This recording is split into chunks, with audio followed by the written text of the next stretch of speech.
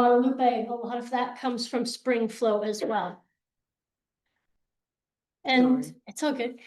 So when we have a rain garden, we have that bowl sitting in the ground. We're imitating the natural ecosystem of the space. When we came through and did development practices, a lot of what happened is the ground getting flattened and graded to make it nice and smooth for this lawn. We want this lawn to be perfectly smooth. Well, when water hits something that's perfectly smooth, what does it do? It runs off, right? It's like water going down a water slide. Whoosh, it's gone, wow. Wait, hold on a second. And then we're gonna spray water on the lawn that we just worked really hard to get the water off of? Does this make sense to anyone?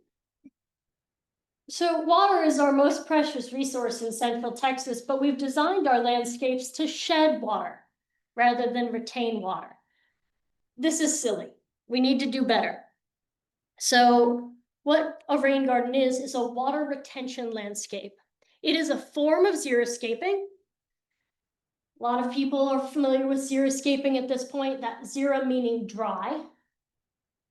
Rain gardens, yes, we're dry part of the time, but we make the most of the water when it comes. And with how Texas is, in this part of Texas, we get a lot of water all at once. On average, we're at 34, 36 inches of rainfall a year. Anyone want to make a guess about where else has 34 to 36 inches a year in rainfall? Florida. A little bit more in Florida. Maybe, I don't know. Seattle, Washington. Portland, Oregon. What? But they get their rain dispersed. They get it, oh yeah, we got an inch this week, and we got an inch this week, and we got an inch this week. In Central Texas, it's like, well, we just got the 36 inches, oh God. Oh Lord. That's too much all at once. So we have to think about water a little bit differently. We want to make the most of what falls when it falls and not let it run off. Now, of course, when Hurricane Harvey hits Houston and we get 54 inches of rain all at once, we do have to let some of that run off. But for approve or deny? Just deny, because we're already reporting it. Okay. When we shape the earth to catch this water, we are helping to reduce flash flooding downstream. So a couple of really key statistics: for every 1,000 square feet of rooftop or pavement, that generates 623 gallons of runoff per 1 inch of rain. Okay, let's just say that there's a subdivision developed and they're gonna put in 1,000 homes. Each of those homes is gonna be 2,000 square feet. How quickly are we at millions and millions and millions of gallons of water in a 1 inch rain? And then we get a 6 inch rain. And that water isn't sinking into the ground because we bulldozed the ground and made it so hard and compact that the water can't sink down anymore. Oops, where's all that water gonna go? We made a water slide. And the poor people that live farther downstream, are they in the path of a freight train?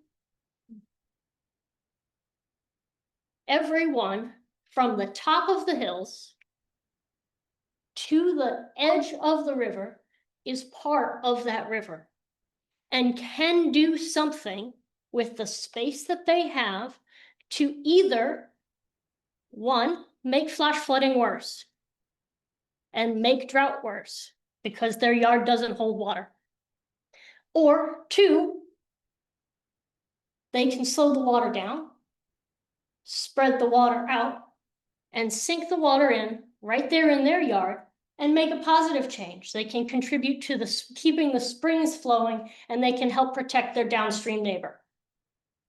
Which team do you want to be on? So, if you remember nothing else from all the things that I say today, forget about the plants. It's not really about the plants, it's about the water. I want you to remember those three things. And so that you remember, we're going to say it together. We're going to slow the water down, spread the water out, sink the water in. Okay, we're doing a rainwater revival. We're getting there. We're gonna do it again, and we're just gonna go through the whole thing all together now. Ready?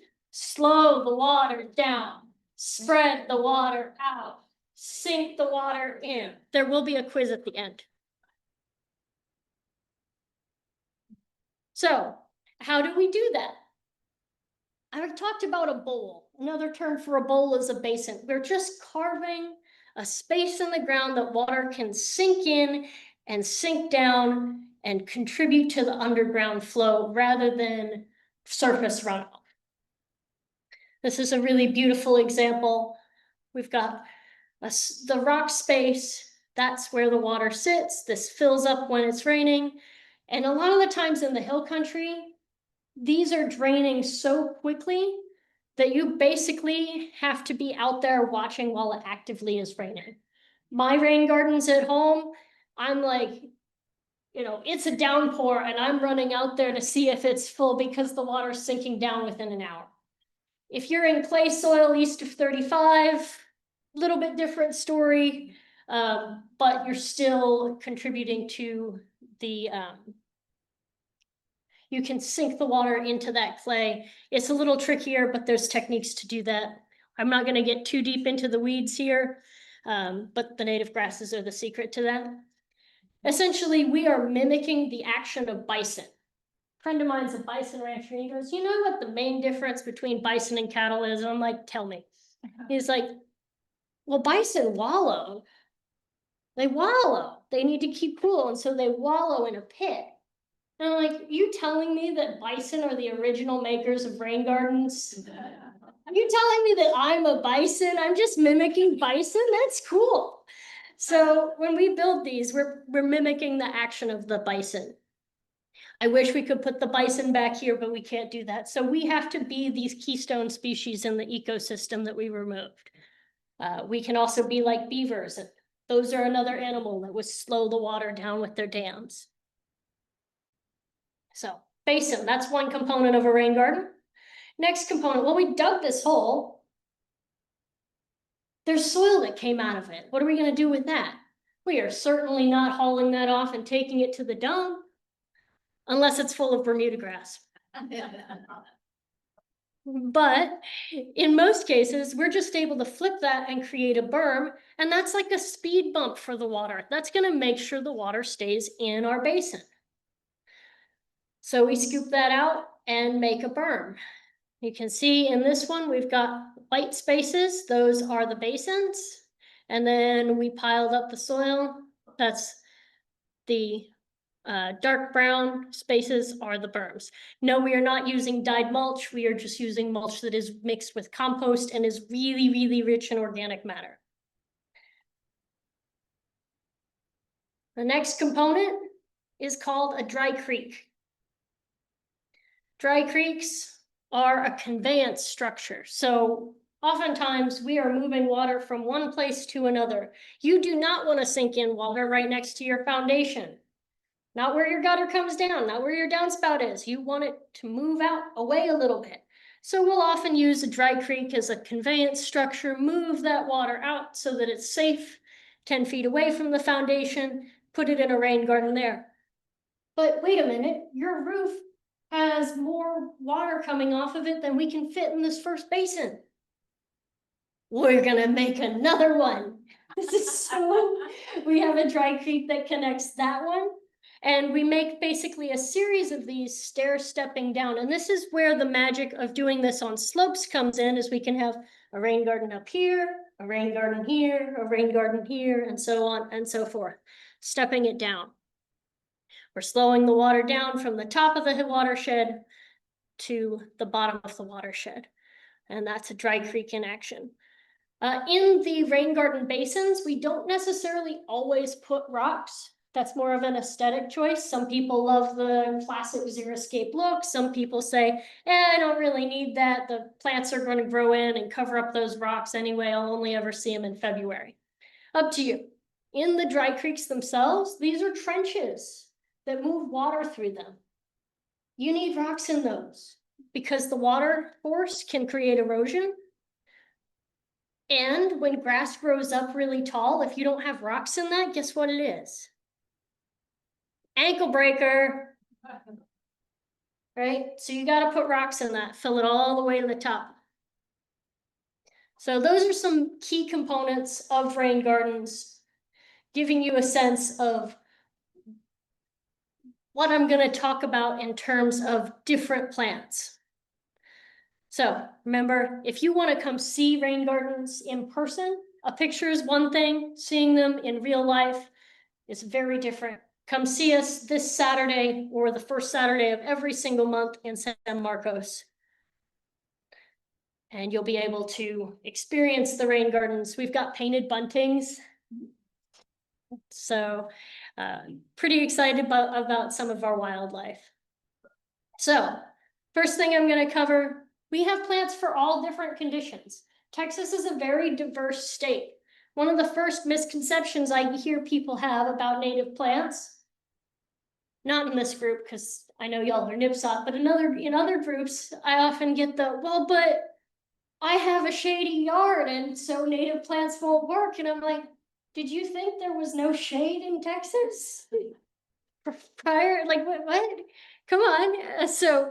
But anyway.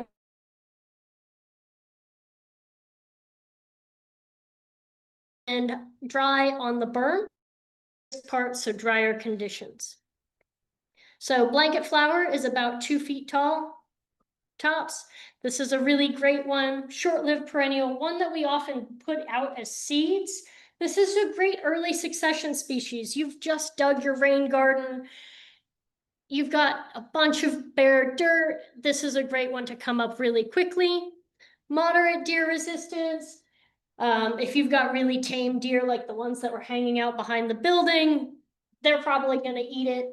But if you have more dispersed deer pressure, then you can maybe get away with it. I like to think of deer resistance as a spectrum, and it's based on how hungry the deer are. So if you've got a feedlot situation, it is going to be no plant survives. I have seen them eat datura, which is super toxic.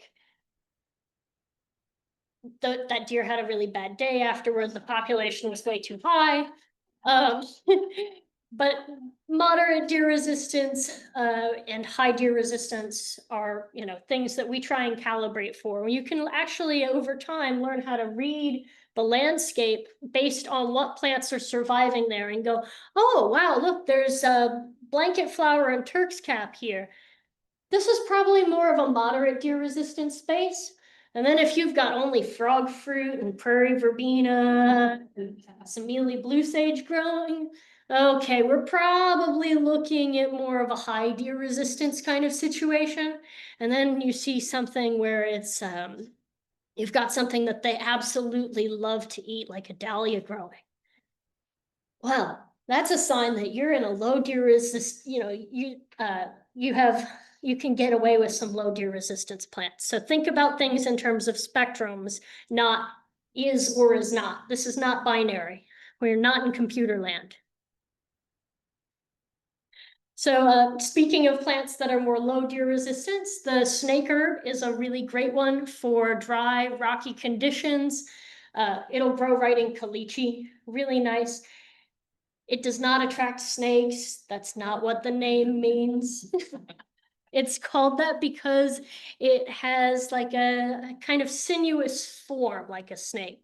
Absolutely gorgeous purple flowers and really like sun and really good drainage. Mealy blue sage. I used to live at a game ranch by the Frio River. They had a few too many deer. This one grew there. It grew just fine. So this is a really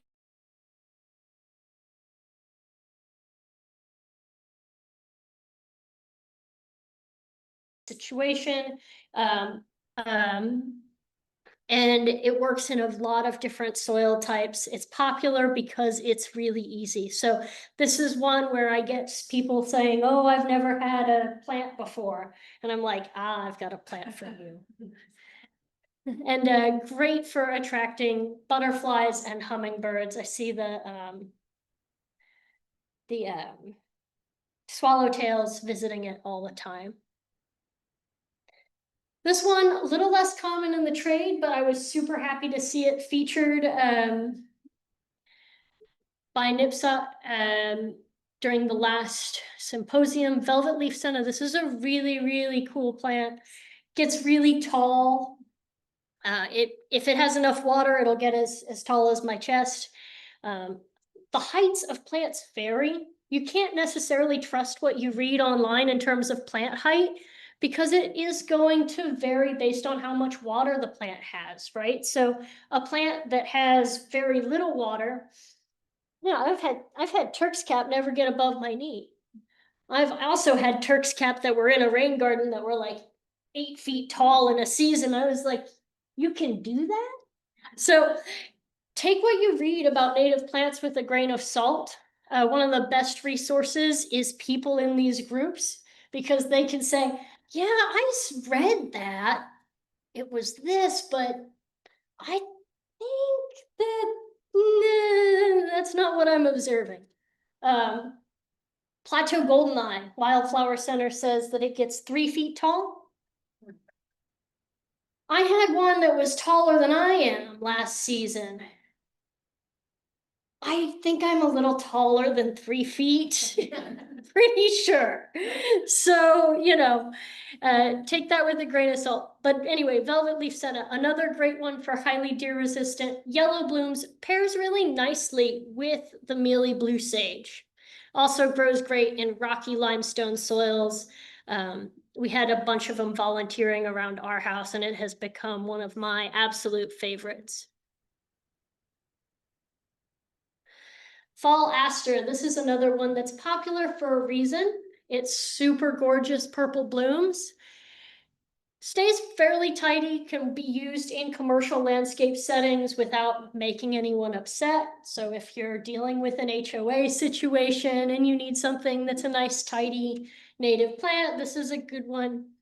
Also blooms right when the monarchs are migrating through, so you're supporting the migration with that nectar source.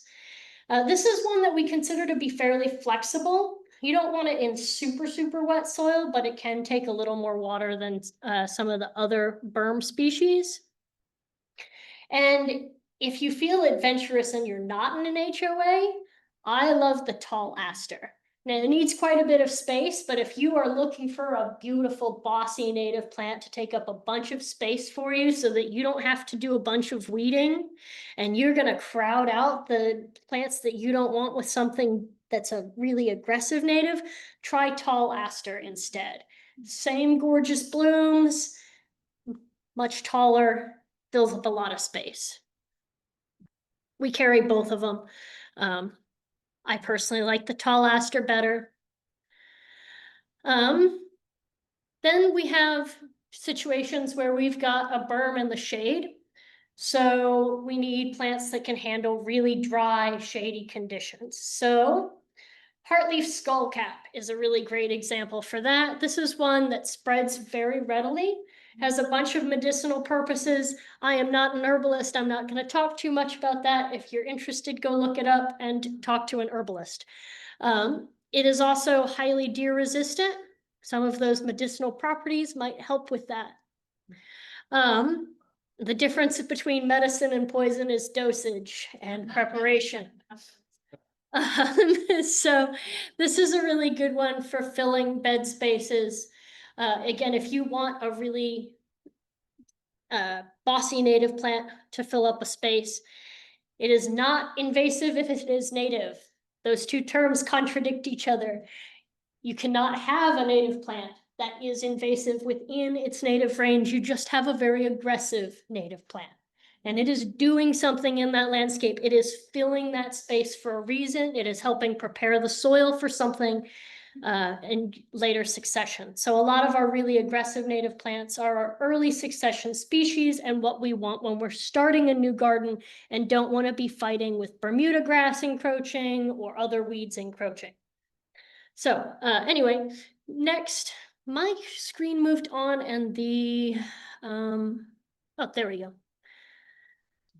Okay, chili piquin. Who likes spicy salsa? Yeah. Add one or two and you are at a very spicy salsa. My husband is not allowed to add these to pickles anymore because he didn't label the pickle jar. I cannot handle spice at all. I had a very upsetting moment with a pickle. He's like, I only put in two.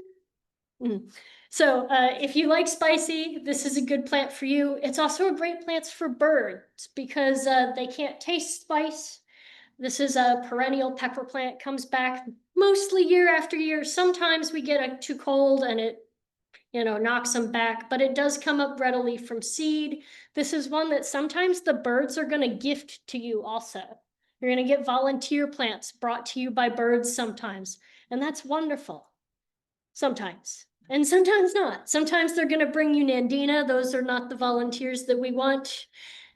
And sometimes they'll bring you chili piquin. That's a volunteer that we want. Super flexible, works in sun with enough water, works in part shade, full shade if it's, and in a drier conditions.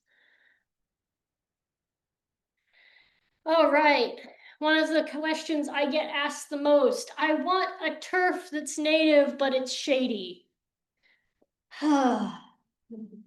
Tough. Really, really tough. A lot of our native turf grasses that stay short don't really do shade. I then go, well, are you open to something that's a ground cover but not a grass?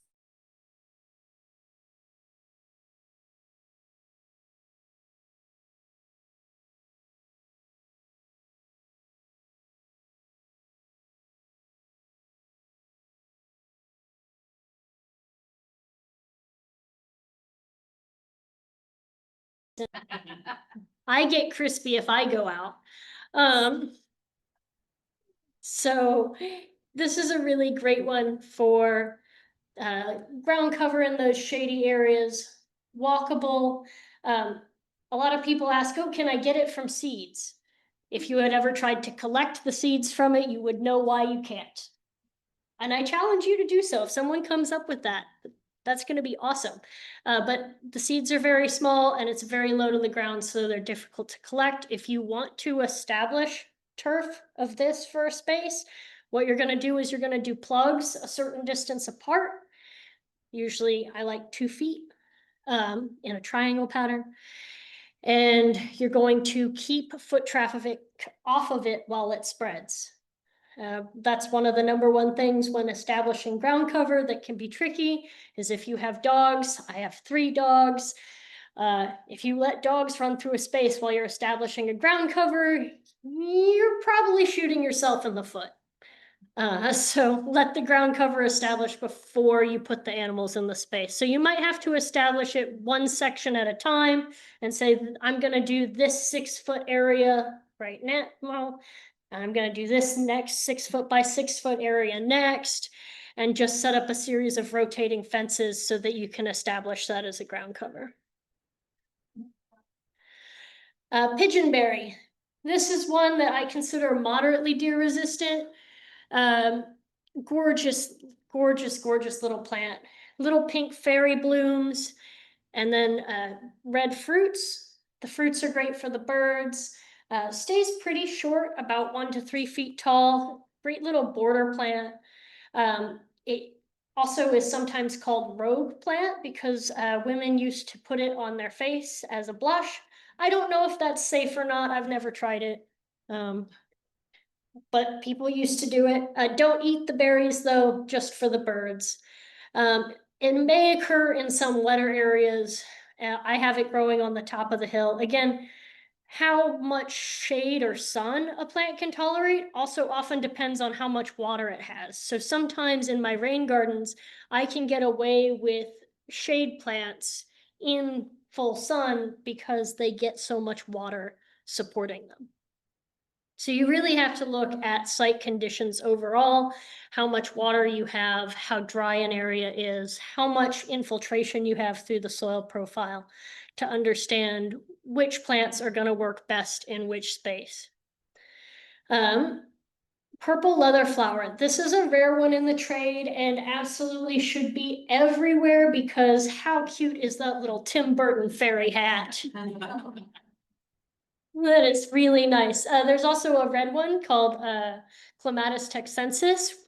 We have both of those in our nursery right now. I'm super, super excited to have them. They grow really, really well and very rapidly. Often in the wild, you see them growing along riverfronts. I live on the top of the hill and mine are doing just fine without supplemental water this year. So I'm pretty pleased with how they're doing. I have them growing up over our doorway and it is just the most charming thing. And there's a chair right there that I sit in. And I've seen hummingbirds fly up to that flower while I'm sitting there drinking my coffee and they tip their heads up and go straight vertical up into that flower. It is the coolest thing. So super, super fun. Next, we've got our sunny basin plants. These are plants that like a little bit more water and grow in the sun. So you'd often see these on the Blackland Prairie and ditches. Texas bluebells, they have been having a year this year. Oh my goodness, how wonderful. One of my personal favorites, a lot of people's favorite. If you're playing trivia with native plants, what Texas ice cream brand is named after a plant? So great plant. I read that it was annual when I planted mine. I was like, I'm gonna see you bloom once and then say goodbye. Well, the same plant came back 3 years in a row.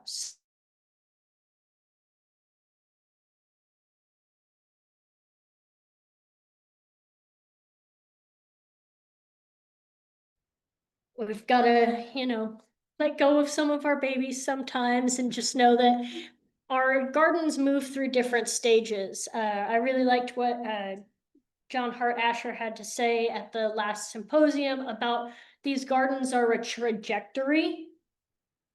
Think about it as you're setting something in motion and it's moving in a certain direction. We want to be moving in a direction of greater diversity. We want to be moving in a direction of greater water conservation. So, yeah. It's not about the individual plants. It's about the water and the wildlife. Blue flag iris, I absolutely love this one. The iris virginica is one of our native irises for Texas. It typically grows more east in the state. So if you're one of those, I want native to county type gardeners, probably not for you, but if you're okay with native to state and you want something that is a little more formal and fits in with your HOA, this is a good choice. Not tolerant of calcium in the soil though. So if you're up on a rocky hill, this is not for you. You need clay. So east of 35 in that clay soil, you can get away with the blue flag iris. Like most irises, they divide readily, but I like to present people with plants that are, oops, that's not working, is it? There we go. I like to give people the option of native plants that fit with the traditional look because oftentimes we are having to deal with human components and find the balance point between what an HOA is okay with and what we want to do. So this gives that classic garden look while also being a native plant. And my screen moved on. It's fine online. Just TV's slow down. Gotcha. So our next one is going to be swamp milkweed, and it'll decide to cooperate when it decides to cooperate. So swamp milkweed is going to be another one that is a plant that likes those more clayey, wet soils. We have other native milkweeds that work well for dry, rocky conditions, so assess your site, know what you're working with. If you are in dry, rocky limestone, you're gonna wanna look at things like the antelope horn milkweed. You're gonna wanna look at if you've got a little bit of shade, the Texas milkweed is a really good option. And then there's also an aquatic milkweed that, even though it's called aquatic, I have found does not necessarily need to be in water all the time. And there's a really great woman up in Round Rock who runs Papillion Natives, and she has in her yard, just growing in the clay in Round Rock, the aquatic milkweed. And I was like, "You're growing that like just in a regular bed?" And she's like, "Yep, it does not need as much water as we think it does." So there's a lot of experimentation that is still happening in native plant communities. And I'm sorry that, oh, there it went. So yeah, swamp milkweed is one of those highly deer resistant plants, like many of the milkweeds. If it's toxic, it's probably highly deer resistant. So that makes it really fun when I get requests from people that are like, "Oh, well, I need it to be safe for my kid and my dog and be deer resistant." And I'm like, we've got some bunch grasses. Are you okay with thorny plants? The list gets very short very quickly. So anyway, the swamp milkweed is a really, really good one. Absolutely beautiful, and is for people east of 35 in the muddy clay kind of situation. Elderberry. When I talk about a bossy plant to fill a space, this is a good one. If you've got a large area near the back that you want to fill, it reproduces by rhizomes. So you're going to have plenty to give away to your friends in the future years. So we have, great spaces for those plants, but it's not for every space. If you've got a tiny front yard and an HOA, don't plant an elderberry, especially don't plant an elderberry right next to your driveway, or especially not next to a septic cleanout, because it likes water, and guess what it's gonna go for? So this is another medicinal plant, but you want to make sure you know which part to use. The berries are the part to use. I'm not going to get into that because I'm not an herbalist. But it is fast growing and really wonderful if you want to fill a space. Swamp sunflower. This is a really great one for having that classic garden look. If you have a low-lying wet area, I really like using these when I can't get away with a Maximilian sunflower. I have a special place in my heart for the really big, beautiful Maximilian sunflowers that get like 8 feet tall. But if in a tiny yard in an HOA, you can't get away with that, so swamp sunflower is the way to go. But if you are trying to shade out Bermuda grass, Maximilian sunflower is one of your best friends. I've got an area in our garden that was all Bermuda grass before, and I have fought Bermuda grass with a combination of flame acanthus, fall obedient plant, Maximilian sunflower, cutleaf germander. I know I'm forgetting some. Anyway, come see it either this Saturday or one of the upcoming Saturday sales, and you can see how we've converted a space that was Bermuda grass to native plants by using our really, really aggressive native plants. There's moments where you want that, and you can remove the native plants later and say, you know what? I'm gonna give away all of these fall obedient plants. I'm gonna give away a bunch of Maximilian sunflowers. But swamp sunflower is a really good one if you want something a little bit more tidy. Shady basin plants. So we have some areas where it's wet, and we also have a lot of shade. golden groundsel is a really good choice for those conditions because it's an early spring bloomer. And handles a variety of conditions. If you get a little more sun in that area, it can be okay too. Not super tall. I like to pair this with the heartleaf skullcap and use the heartleaf skullcap as the border on the berm and the golden groundsel as the border of the basin. So you've got that purple and yellow thing going. One thing about having early spring bloomers is that that's a really critical time to have nectar sources. So one of the reasons that we want to have so much diversity in our gardens is so that we have food at all times of the year. One of the things that people forget in their pollinator gardens is that their butterflies don't just eat in June, right? You don't just go to the grocery store 1 month of the year. You need to eat all months of the year. So having plants that are late bloomers, plants that are early bloomers is really, really critical. So that you're not just making a seasonal food truck in your yard as a pollinator garden. So big red sage is a really great one. This one has a really fascinating story. It was believed to have gone extinct and then was found in an isolated canyon. The reason it almost went extinct has a lot to do with overgrazing and overbrowsing.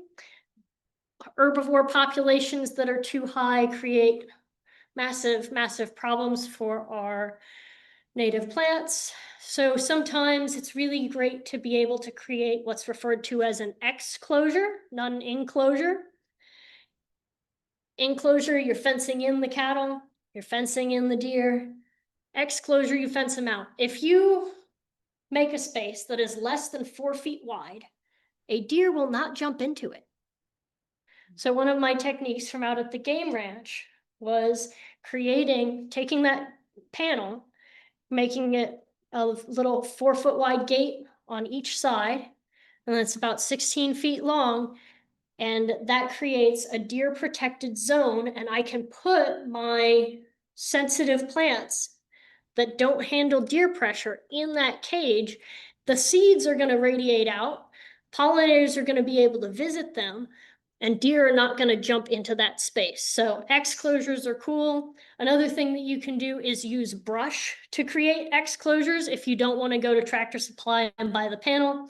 Lots of ways to do it, but thinking about ways to create space that's safe for our plants that are more deer sensitive is really important. And the big red sage is a great example of a plant that needs that protection. Now, I talked a little bit about making a seasonal food truck for pollinators. The other thing that I see happening in a lot of pollinator gardens is people are making a restaurant, but there's no shelter there. Pollinators get to eat because there's plenty of blooms, but there's nothing to hide in. So our bunch grasses are really, really critical as hiding spaces. And I have a teaching story about that. So one time we were out at a client of ours in Medina, and we had been, it's a long way out there, right? So we had, reserved some lodging out there. It was a big mission to go and do maintenance for them. Well, we had it scheduled for a day, right? It was either right at the end of February or right at the beginning of March, but we had one of those cold snaps. And it ended up being about 36 degrees, raining and windy. And we're like, well, we're here though. We've had this on the schedule and we need to just, get it done. We get out there to the site and they had a bunch of native grasses because we're recreating the prairie at this site, that they wanted them trimmed back. And we're just gung-ho gonna do it. We're out there with the weed eaters, trimming the native bunch grasses back about 5 minutes before I look down and go, stop, stop, stop, full stop. The ground was littered with butterfly wings. Just all around that bunch grass was tons of, it was a massacre. I felt so bad. Here I was with the intention of building this habitat.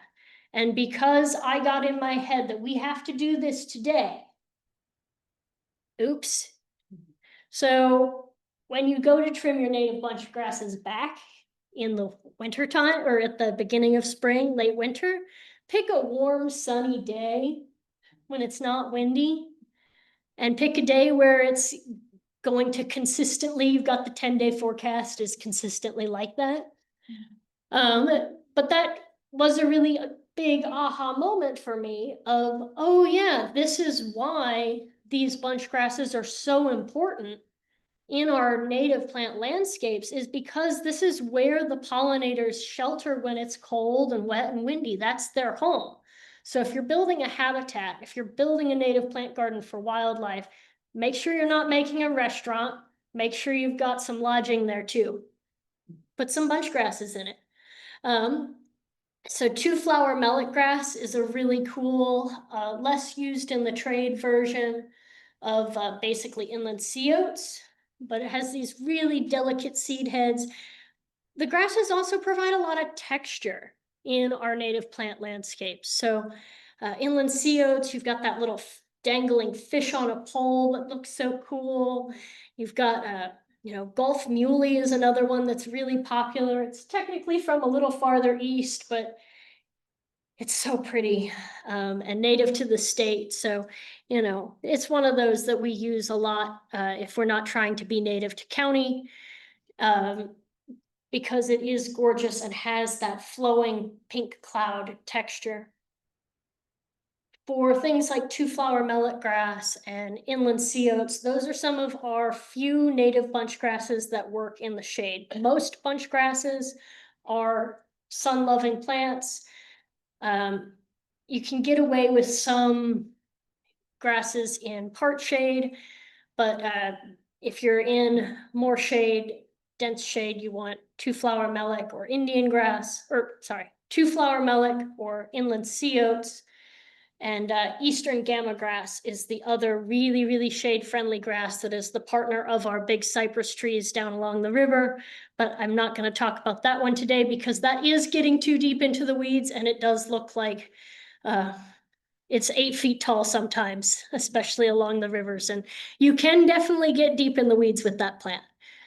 One of my personal favorites, if you want me to be on a soapbox about a plant, I will talk about eastern gamma grass for a very long time. Dwarf palmetto is a really great one for our shady, wet ecosystems. This is also an evergreen plant and adds a lot of sculptural component to our native landscapes. You can use it for an anchor. And in the wintertime, when you don't have other plants that are looking pretty, this one is going to be there for you looking really nice. They can get quite large. If you want to see some really big specimens, Spring Lake in San Marcos is a great place to see some big specimens, or Palmetto State Park down in Luling. Works great in a variety of soils and also will handle a variety of sun and shade conditions. This is one that is somewhat flexible, but is going to thrive best if it has a little extra water, especially in the sun. Often naturally it occurs in wetlands, and technically there are quite a few edible components of this one. I haven't tried it, and apparently it's quite a bit of work to dig up the root to eat it. If you are interested in eating native plants, I highly recommend Meriwether's Foraging Texas. There's both a Facebook page and foragingtexas.com. Super fascinating. But sometimes, unless you have an excavator, you're gonna use more calories getting the plant out than eating it. One not to eat is the cardinal flower. This is pretty toxic, but also is therefore not going to probably be eaten by deer. Absolutely gorgeous plant. They're using this one to study the seasonal timing of different blooms throughout the US. Though in Texas, unfortunately, in this part of the state anyway, I've only seen this in one place. It was under the shade of a cypress tree along the Blanco River. I've also seen it growing in Maine and Maryland in full sun and not right along the water because it's much cooler there. So these native plants, what you read about someone who has observed a plant in Maine, what they've written about it might not apply to Central Texas. So knowing, your local conditions, using local knowledge of different plants is really, really valuable. And you can't trust anything you read on the internet. So it's another great one for hummingbirds, gorgeous showy red blooms, and really one that I wish we had a lot more of, but needs those very specific conditions here. Has to be in the shade, has to have plenty of water. So more of a bog plant. Then we have some plants that we get to just kind of say wherever you like.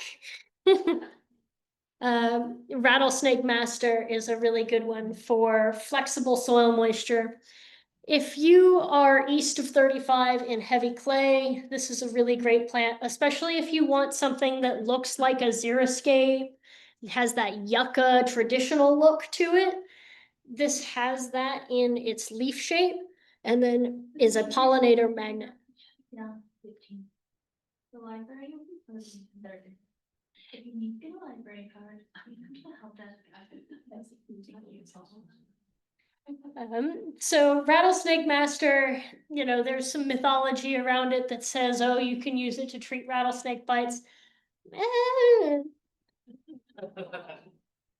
We don't really have data on that. But the blooms are really cool. And it seeds readily. So there are certain plants that I say are buy one, get 20 free the next year. This one, this is nice for that. Ours are blooming right now, so if you do come up and visit us, it looks really, really great.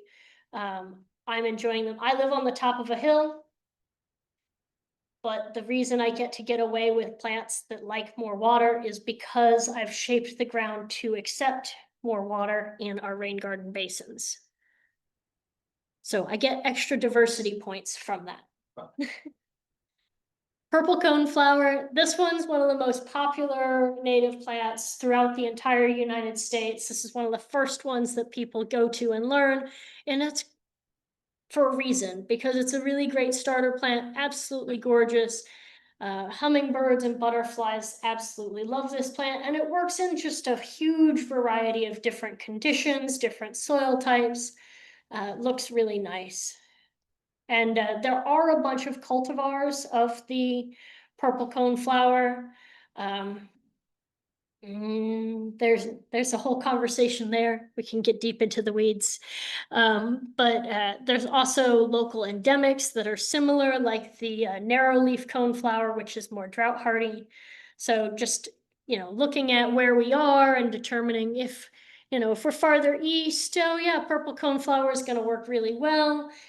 If we get farther west and we have a really dry year and we're not irrigating, purple coneflower might suffer, and we might want to think about swapping those with something like a narrow leaf coneflower instead. The gardens are a trajectory. You might find that you started out with one thing and over time it doesn't work out so well, so you swap it for something else. Yarrow is another really good one. I love the delicate fern-like texture. This is great for stopping bleeding, has some really cool medicinal uses, has a lot of value to our native bees, and can handle sun or part shade depending on how much moisture it has. I've had some that did really, really well, even in western sun, because it was in a rain garden and got some extra water. I've also had it have the opposite situation where it was in rain garden and got too much shade and it wasn't happy. So there's some fine tuning there of what exactly it wants. Wine cup. This is one that I really enjoy using. Another one with an edible root, but I've never had the heart to dig it up and eat it. It's like apparently like a carrot, but I'm like, it's too pretty. I'd rather have the wine cup. It apparently also has medicinal uses, also great for a host plant. Stays really low. So if you are in an HOA and you need to have a turf space, that's a certain, some HOAs have this requirement where it's like, oh, you need to maintain 30% turf. Well, what if happens if a few little wine cups happen to pop up in your turf? Is that okay? Is anyone gonna get mad if there's a little cute little wildflower popping up? You can still mow it. Great little plant, minimal deer resistance, unfortunately, but stays really short and is a great one for more tidy, more formal, low landscapes. And I love to pair wine cups with, maybe it'll move along. There we go. Pink evening primrose. So you've got that dark red and the light red. You've got your rosé and your Cabernet Sauvignon.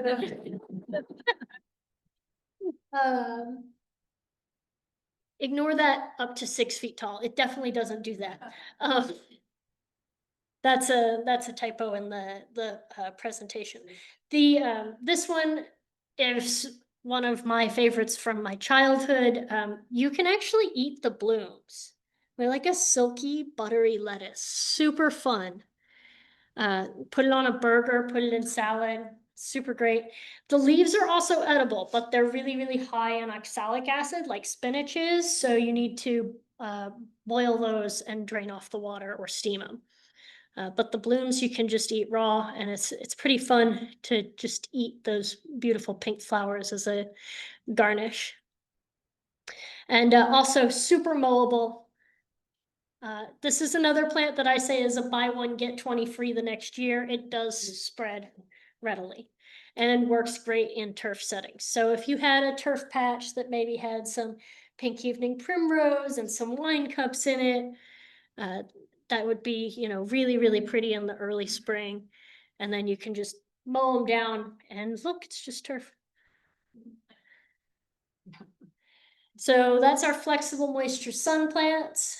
And then we've got some flexible moisture shade plants. So fall obedient plant is one of my personal favorites. I've said personal favorite a lot of times. I love a lot of these.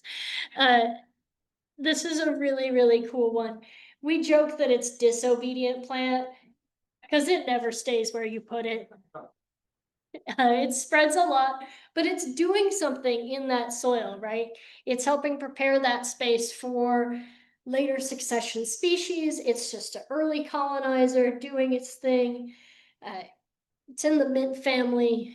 Oh, come on now.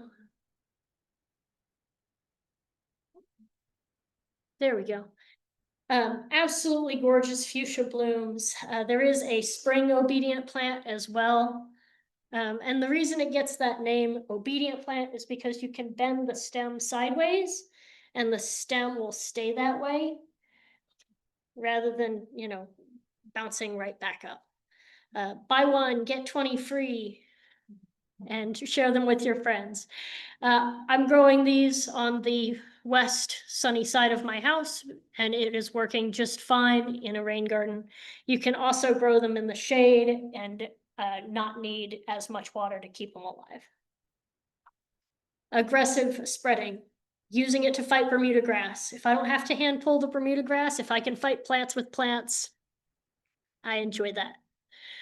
Inland sea oats, I talked about this a little bit back with the 2-flower melic. This is a great grass for people that need a more tidy grass. It doesn't get super huge. Anywhere that you can get away with a purple fountain grass, you can get away with inland sea oats. So really cute dangling fish on a pole. That's another common name for it. Birds and small mammals will use this for nesting and eat the seeds. Like pretty much all of our bunch grasses, super, super deer resistant. So when there's a lot of deer around and you need something to grow and to stay green, the deers are mostly browsers, not grazers. So they are gonna eat high rather than eating the grasses. That breaks when we have things like axis deer. The invasive axis deer are cows that can jump really high,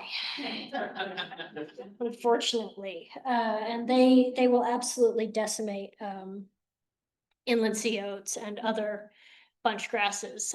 So they're pretty problematic. Might be time to eat the invasives on that one. So inland sea oats goes well in clay, and you'll typically see it growing along river banks, but it also works in dry shade under oak trees. Turk's cap, depending on where you are seeing this plant, it might be short or it might be tall. They can get very, very large if they have enough water, or stay very small if they don't have enough water. Super flexible. And if you want a native plant that you can eat, and you only get to pick one, this one. So the leaves are edible in the early spring.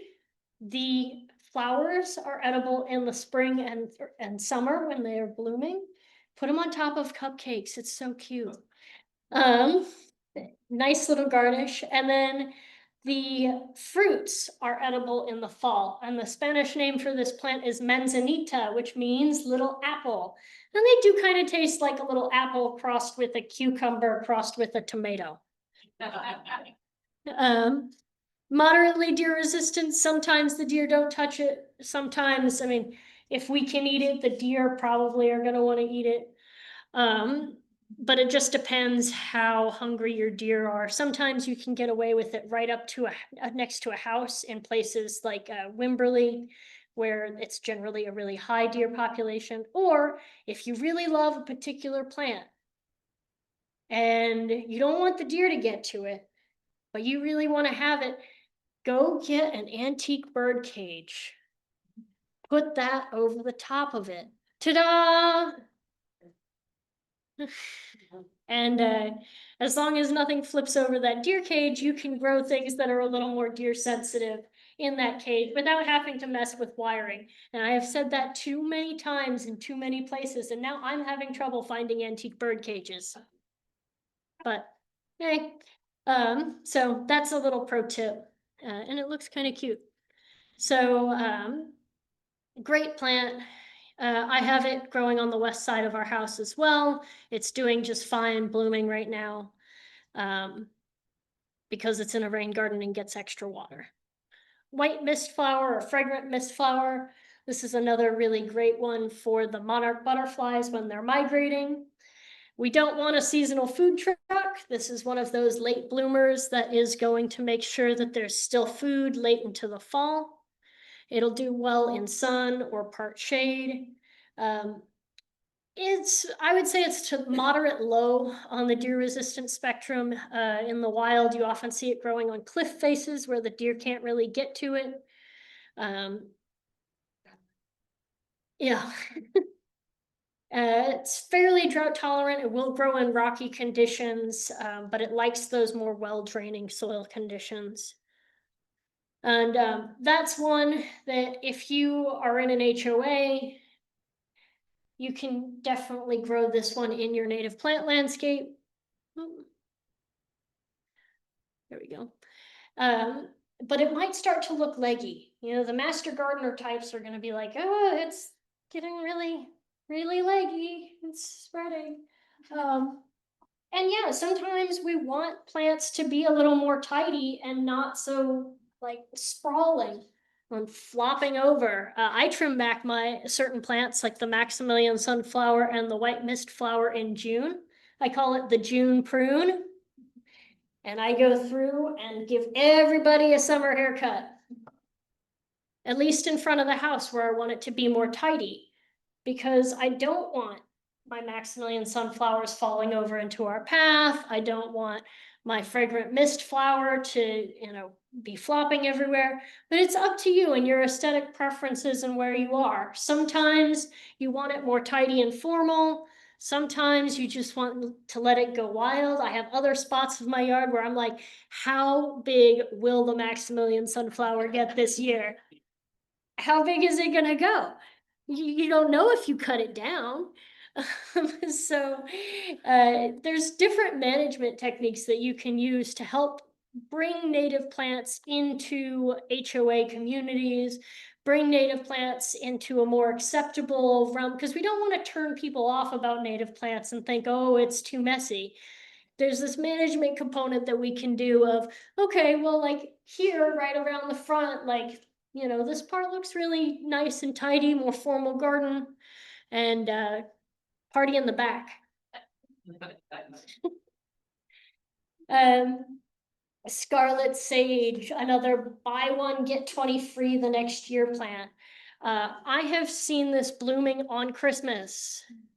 So when you want that restaurant to be open year round, scarlet sage is a really, really good one for that. That's on years that we haven't had a freeze before Christmas. It will die back to the ground after a freeze. Sometimes it comes back, sometimes it doesn't. It's one of those sometimes perennial, sometimes annual plants.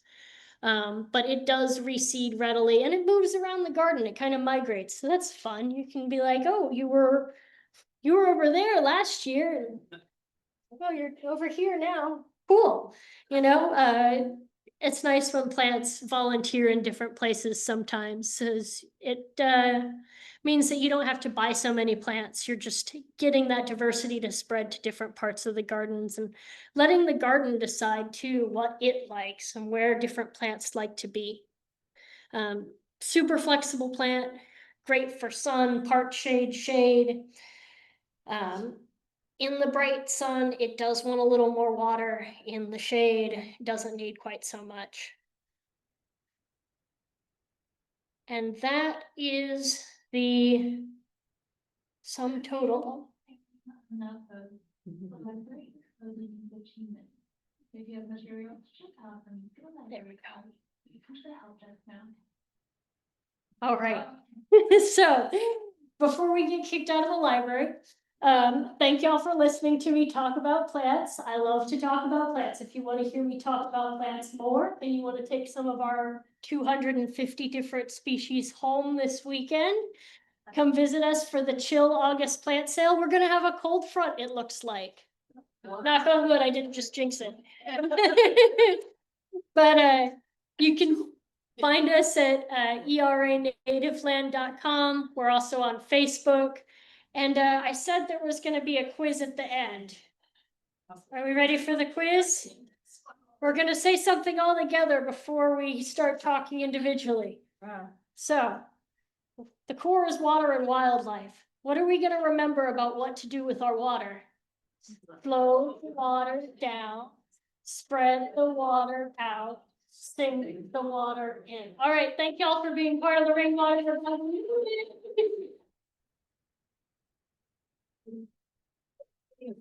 Yeah. What time is your sale? Oh, 10 a.m. to 2 p.m. Yeah. You will also on Facebook and No on worries. List because I'm the president of the team, but I also. Yeah. I want to bring them to the sale. Anyway, I would like to do something, and. I just wanted to say hi. That was so interesting. No, thank you. Yeah. So much. So anyway, there'll be a message on Facebook. You'll go, "Oh, it's Diane Vincent." Nice to meet you, Diane. So, thank you. Yeah, and we do private plant sales and private tours of the rain garden, so we Oh, can set something up like that. Okay. I'll talk with you. All right, great. Congratulations on your pregnancy. Thank you. Great to see you, Craig. I just wanted to show you this That's awesome. because this was low kiddie pool. So I dug it out and did that for the front yard. So I've got a bigger Rubbermaid thing. I haven't dug my pond yet, but I've got a bigger trough that it's sitting in.